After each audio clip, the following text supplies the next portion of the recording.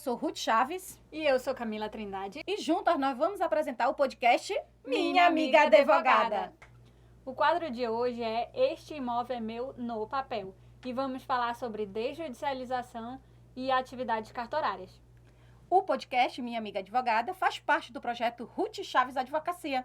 Esse é um importante momento de esclarecimento jurídico com ênfase em direito de família, sucessões e direito imobiliário. Então, você que tem interesse em saber mais sobre as atividades extrajudiciais, fique aqui nesse episódio. Estamos com uma convidada especial. Aproveito para dar as boas-vindas. Doutora Isabela, seja bem-vinda aqui ao podcast. Por favor, faça uso dos microfones e se apresente para a nossa audiência. Tudo bem, meu nome é Isabela, sou advogada, trabalhei em alguns cartórios e hoje trabalho nesse âmbito de regularização de imóveis, né? Trabalho nessa esfera imobiliária, assim como outros procedimentos que são feitos nos cartórios, né? Na esfera extrajudicial. Doutora Isabela, é uma honra recebê-la aqui no podcast. Seja bem-vinda.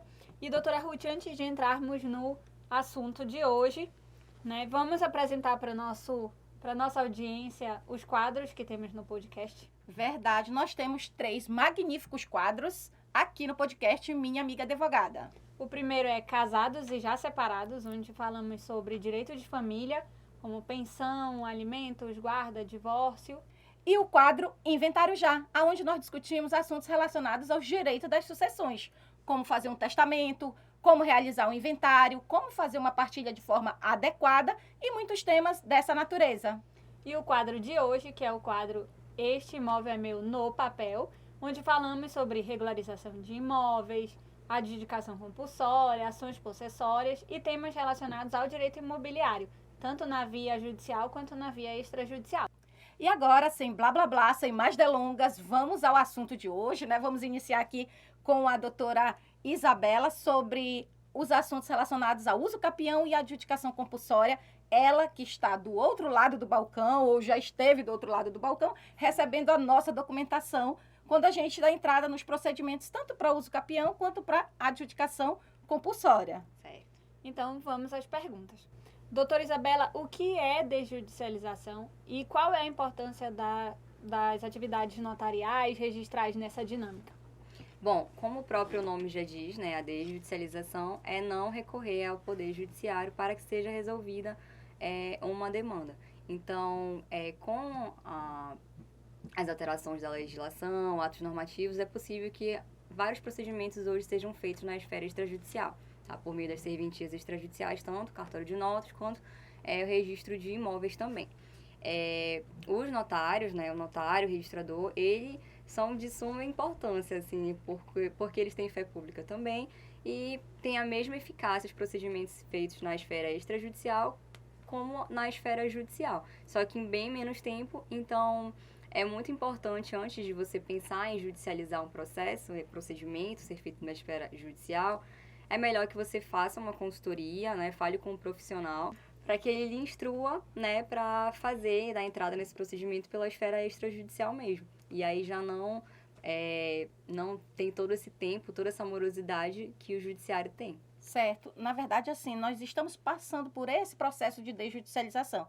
Começou lá em 2011, né, quando houve a possibilidade de haver o divórcio na via extrajudicial, o próprio inventário na via extrajudicial. Agora nós estamos avançando para uso capião, para adjudicação compulsória. E assim, a tendência é que cada vez mais as atividades das serventias elas possam ampliar e atender de forma mais célere a população, né, doutora?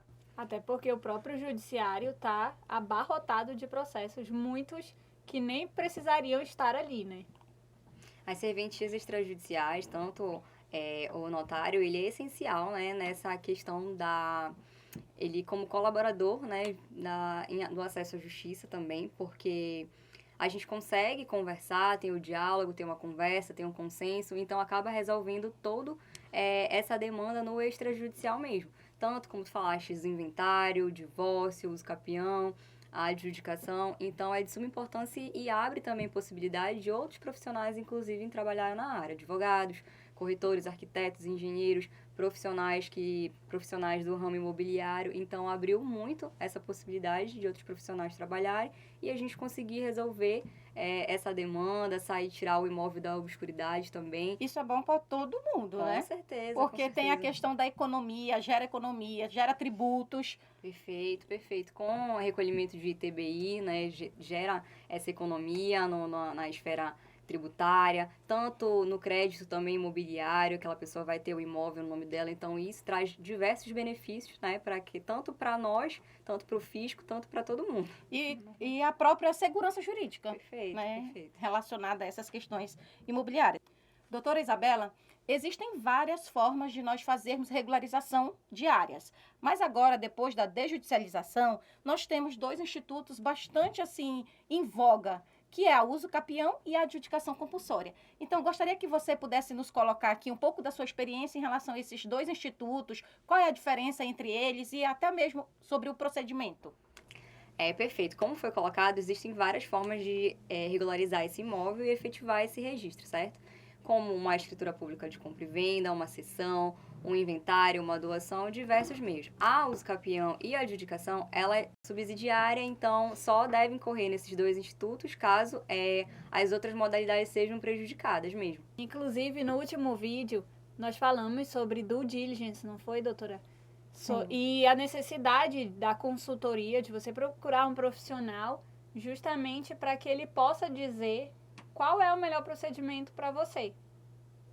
Certo, inclusive isso é essencial, porque muitas pessoas elas têm dificuldade em relação aos documentos e os procedimentos que são feitos no cartório de registro de imóveis, no cartório de notas, enfim, os documentos necessários para que possa ser efetivado esse registro.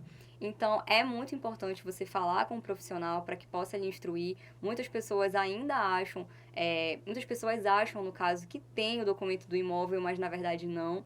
Né? Muitos imóveis daqui se encontram nessa situação de irregularidade, porque ou estão inseridos numa área maior, ou não tem matrícula própria, ou foi feito um contrato de compra e venda, tá? Esse contrato de compra e venda, as pessoas acham que é o documento do imóvel, quando vão levar a registro não é. E assim, confundem muito um documento que é expedido pelo cartório, um documento público, e esse contrato pelo fato de ter a firma reconhecida. Então, assim, são várias situações que ocorrem, né? E por isso que é muito importante você conversar com um profissional que lhe instrua melhor para que possa solucionar e registrar o seu imóvel. E é bem como a senhora falou, né, doutora? É subsidiário. Perfeito. E a maioria das pessoas acha que dá para resolver, dá para regularizar só com uso capião. E não é porque o seu vizinho fez através de um uso capião que o seu imóvel também vai ser regularizado através da uso capião. Perfeito. É importante, no caso, olhar sempre o caso concreto, né, de cada documentação, não é porque o vizinho conseguiu, que vai ser a sua situação, pode ser outra forma também, como um inventário, né, então, assim, precisa ser analisado. E, doutora, em relação à questão da diligência externa, né, porque a senhora, como escrevente, já deve ter, e principalmente da uso capião, ter ido até a propriedade, verificar a questão dos confrontantes, verificar se aquelas plantas técnicas realmente ela condiz com aquilo que está lá na realidade. A senhora poderia nos falar um pouco dessa sua experiência? Sim, perfeito. No procedimento de uso capião extrajudicial, tem essa necessidade de ser feita a diligência, né, o tabelião ou algum profissional do cartório, para que vá em loco, né, confirmar se essas peças técnicas que são expedidas por um profissional habilitado, ou um engenheiro, ou arquiteto, para que a gente confirme se em loco realmente é isso que está acontecendo, de fato. Os vizinhos, a rua, a metragem do imóvel, a planta, então tudo isso é colocado e é analisado no momento da diligência. Precisamos também conversar com os vizinhos, precisamos conversar com as testemunhas, tudo isso é essencial e fundamental para instruir o processo e no final ele ser registrado. Certo. E às vezes pode ser o caso de eu não conhecer meu vizinho, e aí como é que eu resolvo? Nesse caso, se não ocorrer, se não conseguimos a assinatura desse vizinho, a anuência ou algo do tipo, quando esse processo for levado para o registro de imóveis, essa pessoa será notificada, né? Tem que ser identificada. Através de edital?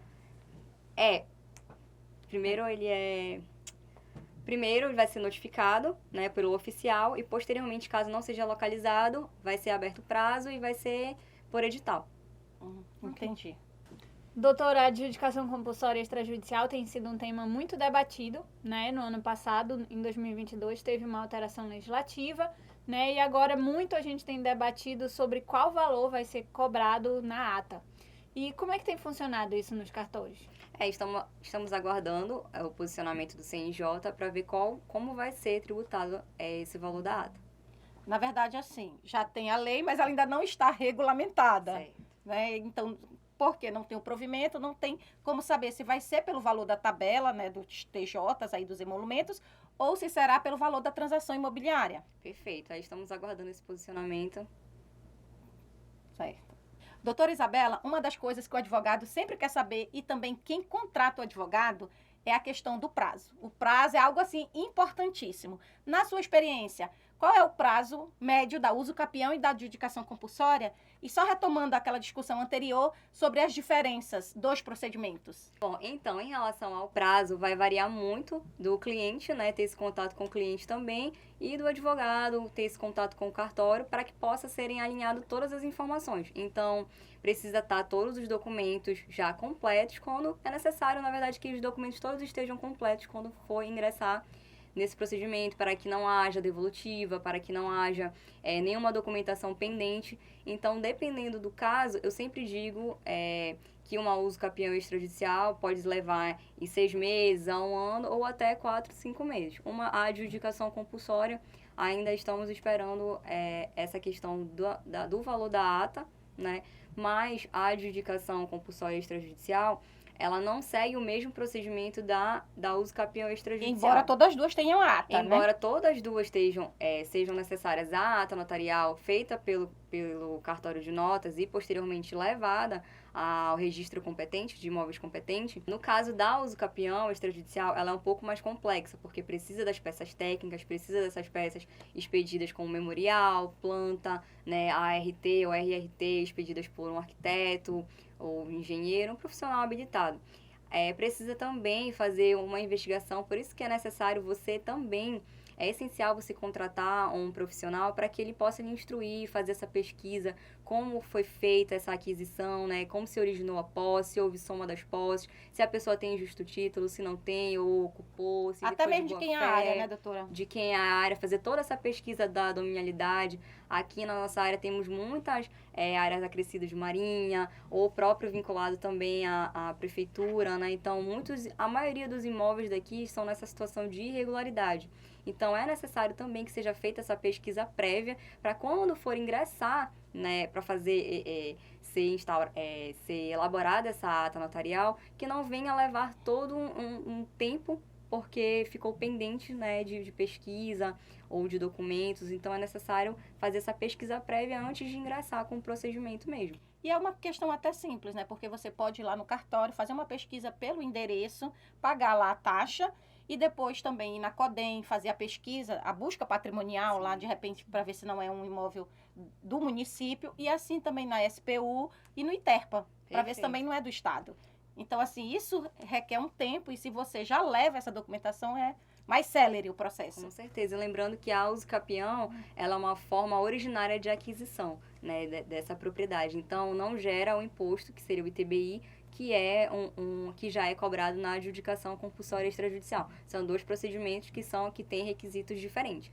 Na uso capião extrajudicial, por exemplo, não há necessidade do imóvel ter uma matrícula individualizada. Ele pode estar inserido numa área maior, pode ser que nessa busca não encontre, né, um registro. Então, na adjudicação, é necessário que esse imóvel tenha uma matrícula individualizada, é necessário que você tenha um contrato de compra e venda, sem uma cláusula de revogabilidade. É necessário, não tenho contrato, mas tem que ter uma promessa, um recibo de quitação que comprove que esse imóvel realmente foi quitado, não tem essa cláusula, precisa da procuração também com esses poderes específicos e precisa ser constatado também esse inadimplemento da parte, né? Já na adjudicação, o negócio, ele foi feito, ele só não foi concretizado. né, por conta de ou a pessoa se opôs a assinar, a pessoa sumiu, houve o falecimento, às vezes a pessoa acha que já foi feito o negócio, né, jurídico por conta daquele contrato de compra e venda com a assinatura reconhecida que as pessoas acham que já é o documento do imóvel. Então, são várias situações, mas a adjudicação compulsória extrajudicial não entra nesse mérito, fazer essa busca com o originou, já vai estar bem claro essa situação, né, fática já vai ser trazida, não vai ser questionada. Então, o que precisa ser feito é comprovar esse inadimplemento mesmo obrigacional. Por que não foi cumprido? Certo. Este podcast aqui, inclusive, doutora, é um canal de educação jurídica, né? A gente tenta sempre trazer temas importantes e, assim, que estão no dia a dia das pessoas. Muitas vezes as pessoas, elas compram o imóvel, faz o contrato de compra e venda e simplesmente termina ali. Ou guarda, né? Vai lá, faz o registro das assinaturas e guarda. Só que a legislação, ela diz que imóveis acima de 30 salários mínimos, eles têm uma forma específica, precisa seguir o rito. Tem que fazer uma escritura pública, tem que levar essa escritura pública a registro. Então, assim, são muitas questões que devem ser observadas. Perfeito. Muitas pessoas, elas fazem esse contrato, né? A gente até fala que é o contrato de gaveta. Mas, assim, vai muito da situação fática, como eu falei. As pessoas têm que... É bom contratar um profissional, porque aquele profissional vai verificar, tem contato ainda com o vendedor, tem uma forma de regularizar esse imóvel por meio da escritura pública, o recolhimento do ITBI, porque às vezes as pessoas querem fazer e se eximir de pagar, né, alguns impostos. O que, como foi explicado, a uso capião e a adjudicação, ela é uma maneira subsidiária de regularizar aquele imóvel, quando todas as outras formas de regularização, elas ficaram, né, comprometidas, ficaram impossibilitadas de serem regularizadas. Bom, pessoal, estamos chegando ao final de mais um episódio do podcast Minha Amiga Advogada. Hoje trabalhamos aí o tema da desjudicialização e as atividades cartoriais. E agradecemos a doutora Isabela, que disponibilizou do seu tempo para estar aqui conosco. Doutora, faça uso dos microfones e se despeça da nossa audiência. Agradeço muito a oportunidade, muito obrigada. Eu vou estar sempre à disposição, é muito bacana esse espaço para a gente esclarecer, né, dirimir algumas dúvidas, expor um pouco das dificuldades, o que acontece em relação aos procedimentos que são feitos, né, na esfera extrajudicial. E muito obrigada pelo convite. Certo, a senhora já é de casa. A gente que agradece. Lembrando que quem não registra não é dono. Então, se você precisa regularizar seu imóvel, quer saber como tá, procure um profissional especializado, né, da área e da sua confiança, porque não só esses dois, mas outros procedimentos precisam de um advogado. Então, procure um profissional da sua confiança para poder lhe ajudar nesse procedimento aí. Certo. Antes de finalizarmos o podcast, nós temos alguns avisos. Exatamente, doutora. Nós teremos alguns eventos importantíssimos em breve. E o primeiro deles é o 17º Congresso Notarial e Registral do Pará, que vai acontecer nos dias 21 e 22 de agosto, na Estação das Docas, aqui em Belém. Certo. E a senhora já se inscreveu, doutora? Já, com certeza. E a senhora, doutora Já Isabela? estou inscrita, já garanti minha vaga. Só eu que não ainda, hein? Mas vou me inscrever sim, até porque são temas que nós trabalhamos aqui diariamente no podcast e nós teremos, assim, palestrantes renomados, tem alguns ali que eu fico tietando o tempo inteiro na rede social.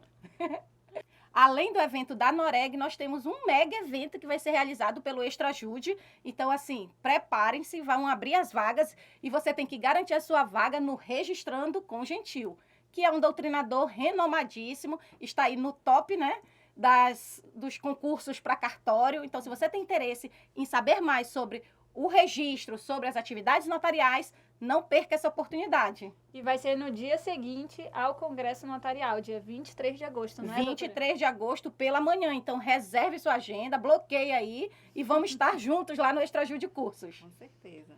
Quero agradecer por todo mundo que esteve aqui com a gente hoje em mais esse episódio. Obrigada, doutora, novamente. Agradeço. Informo que as nossas conexões, elas continuam nas nossas redes sociais, que estão aqui na descrição do vídeo. E até o próximo episódio. Tchau! Tchau!